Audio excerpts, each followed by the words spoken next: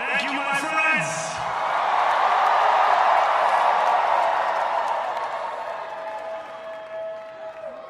The sun may have set over our city this evening, but as Eugene Debs once said,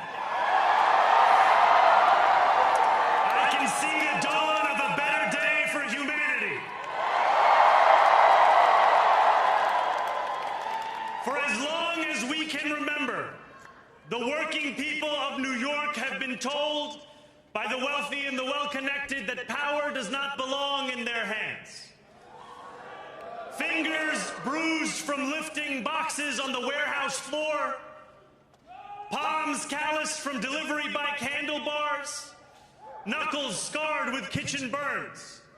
These are not hands that have been allowed to hold power. And yet, over the last 12 months, you have dared to reach for something greater.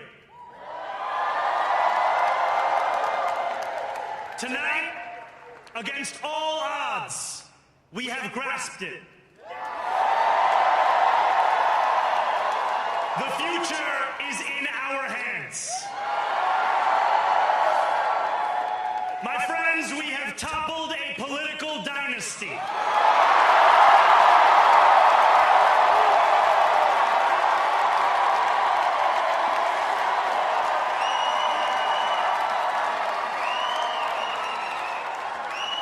I wish Andrew Cuomo only the best in private life. But let tonight be the final time I utter his name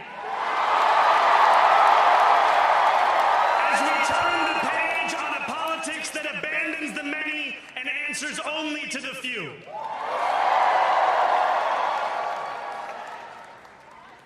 New York, tonight you have delivered a mandate for change.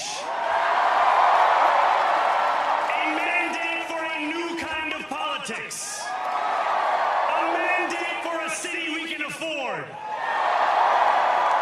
And a mandate for a government that delivers exactly that.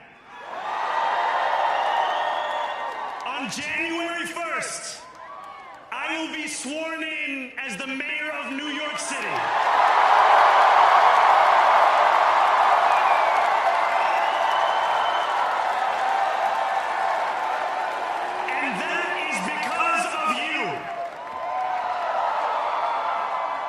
So before I say anything else, I must say this. Thank you. Thank you to the next generation of New Yorkers who refuse to accept that the promise of a better future was a relic of the past.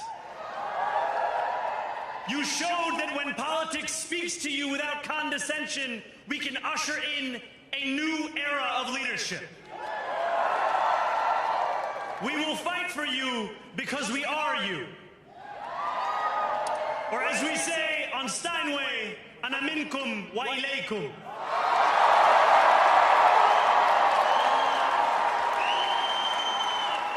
Thank you to those so often forgotten by the politics of our city who made this movement their own.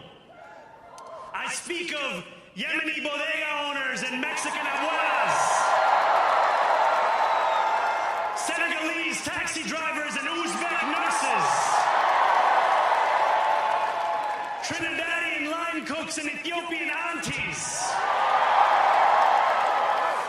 Yes, aunties.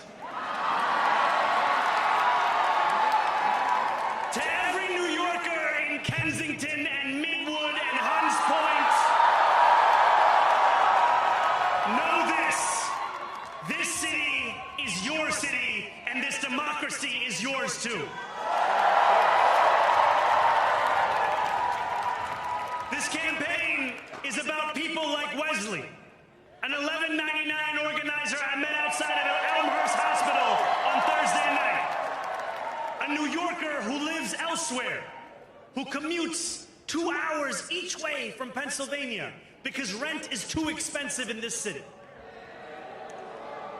It's about people like the woman I met on the BX 33 years ago, who said to me, I used to love New York, but now it's just where I live. And it's about people like Richard, the taxi driver I went on a 15-day hunger strike with outside of City Hall,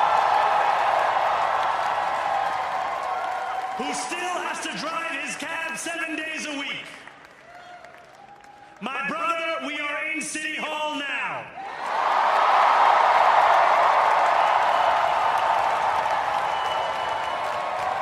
This victory is for all of them, and it's for all of you. The more than 100,000 volunteers who built this campaign into an unstoppable force. Because of you, we will make this city one that working people can love and live in again. With every door knocked, every petition signature earned, and every hard-earned conversation, you eroded the cynicism that has come to define our politics. Now, I know that I have asked for much from you over this last year. Time and again, you have answered my calls. But I have one final request. New York City, breathe this moment in. We have held our breath for longer than we know. We have held it in anticipation of defeat. Held it because the air has been knocked out of our lungs too many times to count. Held it because we cannot afford to exhale. Thanks to all of those who sacrificed so much, we are breathing in the air of a city that has been reborn.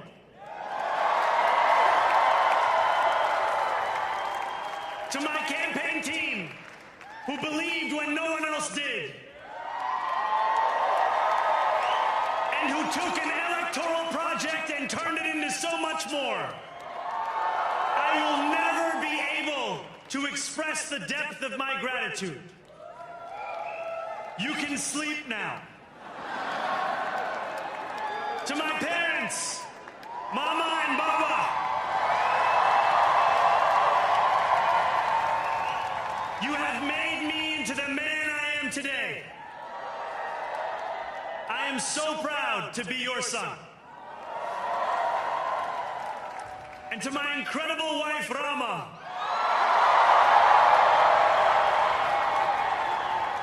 Hayati, there is no one I would rather have by my side in this moment and in every moment. To every New Yorker, whether you voted for me, for one of my opponents, or felt too disappointed by politics to vote at all, thank you for the opportunity to prove myself worthy of your trust. I will wake each morning with a singular purpose: to make this city better for you than it was the day before. There are many who thought this day would never come, who feared that we would be condemned only to a future of less, with every election consigning us simply to more of the same. And there are others who see politics today as too cruel for the flame of hope to still burn. New York, we have answered those fears. Tonight we have spoken in a clear voice. Hope is alive. Hope is a decision that tens of thousands of New Yorkers made day after day, volunteer shift after volunteer shift, despite attack ad after attack ad. More than 1 million of us stood in our churches, in gymnasiums, in community centers, as we filled in the ledger of democracy. And while we cast our ballots alone, we chose hope together. Hope over tyranny. Hope over big money and small ideas. Hope over despair. We won because New Yorkers allowed themselves to hope that the impossible could be made possible. And we won because we insisted that no longer would politics be something that is done to us. Now it is something that we do.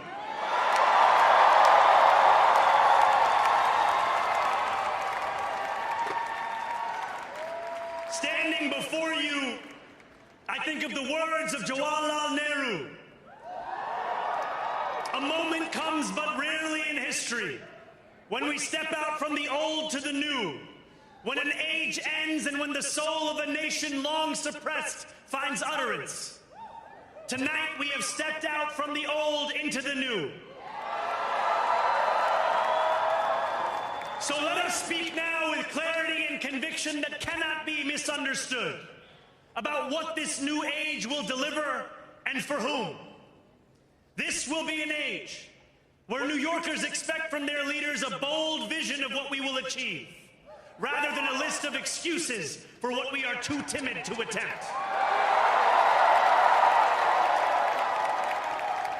Central to that vision will be the most ambitious agenda to tackle the cost of living crisis that this city has seen since the days of Figueroa LaGuardia.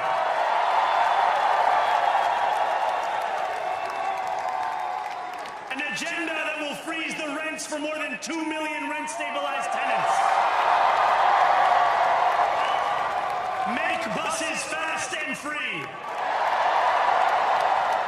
And deliver universal child care across our city. Years from now, may our only regret be that this day took so long to come. This new age will be one of relentless improvement. We will hire thousands more teachers. We will cut waste from a bloated bureaucracy. We will work tirelessly to make lights shine again in the hallways of NYC developments where they have long flickered. Safety and justice will go hand in hand as we work with police officers to reduce crime and create a department of community safety that tackles the mental health crisis and homelessness crises head on. Excellence will become the expectation across government, not the exception. In this new age we make for ourselves, we will refuse to allow those who traffic in division and hate to pit us against one another. In this moment of political darkness, New York will be the light. Here, we believe in standing up for those we love. Whether you are an immigrant, a member of the trans community, one of the many black women that Donald Trump has fired from a federal job, a single mom still waiting for the cost of groceries to go down, or anyone else with their back against the wall, your struggle is ours too. And we will build a city hall that stands steadfast alongside Jewish New Yorkers and does not waver in the fight against the scourge of anti-Semitism. Where the more than 1 million Muslims know that they belong. Not just in the 5 boroughs of this city, but in the halls of power. No more will New York be a city where you can traffic in Islamophobia and win an election.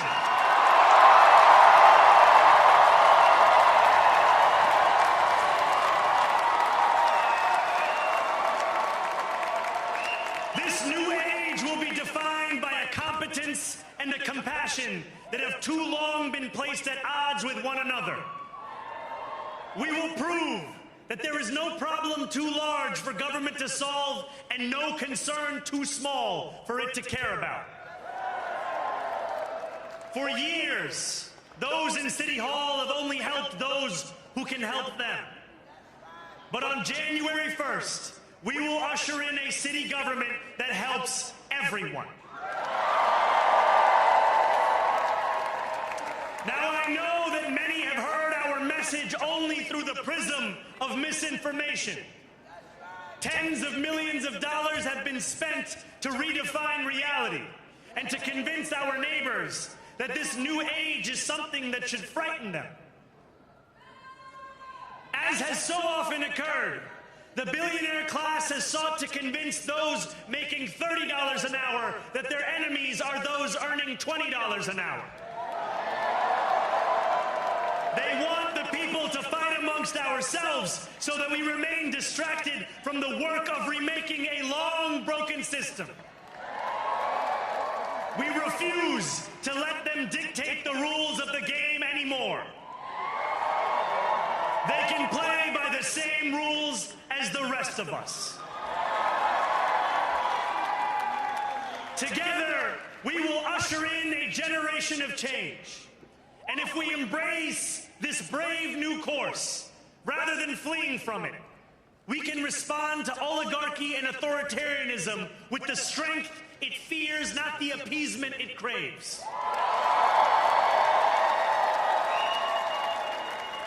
After all, if anyone can show a nation betrayed by Donald Trump how to defeat him, it is the city that gave rise to him.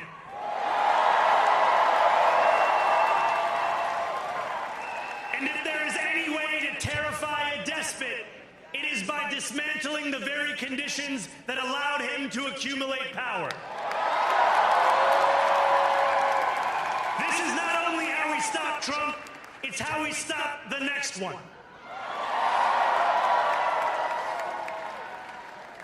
So Donald Trump, since I know you're watching, I have 4 words for you. Turn the volume up.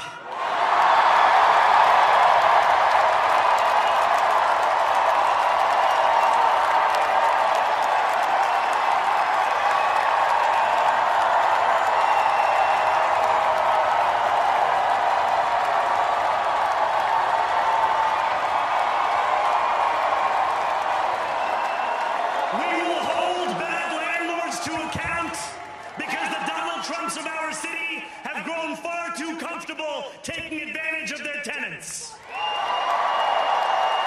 We will put an end to the culture of corruption that has allowed billionaires like Trump to evade taxation and exploit tax breaks. We will stand alongside unions and expand labor protections because we know, just as Donald Trump does, that when working people have ironclad rights, the bosses who seek to extort them become very small indeed. New York will remain a city of immigrants, a city built by immigrants, powered by immigrants, and as of tonight, led by an immigrant.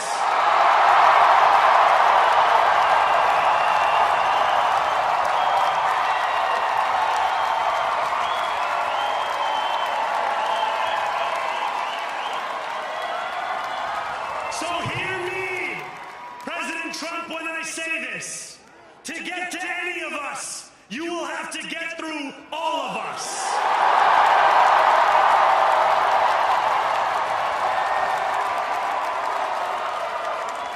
When we enter City Hall in 58 days, expectations will be high. We will meet them. A great New Yorker once said that while you campaign in poetry, you govern in prose.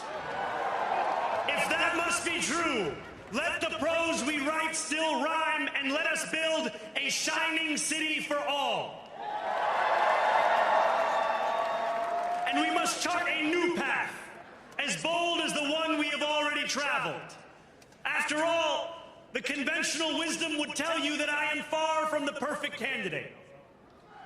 I am young, despite my best efforts to grow older.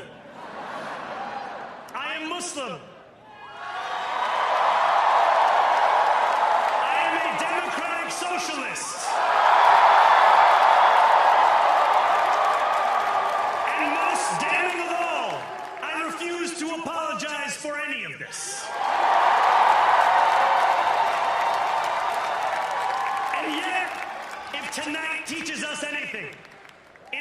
convention has held us back. We have bowed at the altar of caution, and we have paid a mighty price. Too many working people cannot recognize themselves in our party. And too many among us have turned to the right for answers to why they've been left behind. We will leave mediocrity in our past. No longer will we have to open a history book for proof that Democrats can dare to be great.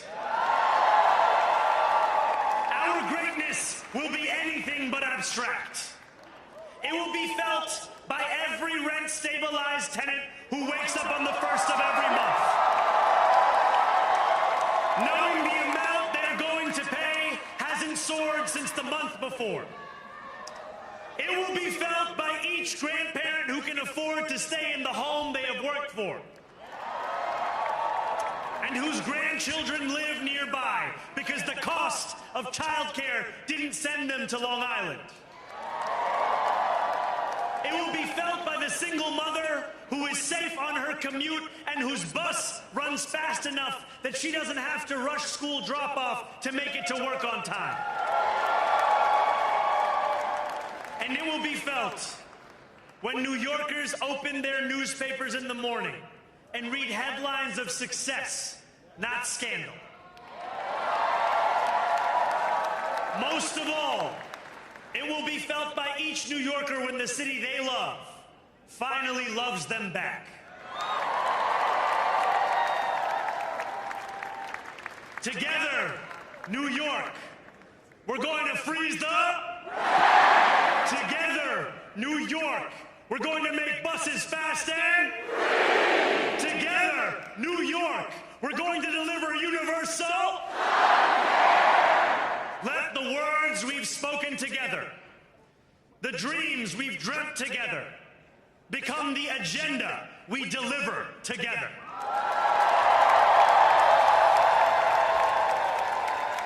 New York, this power, it's yours. This city belongs to you. Thank you.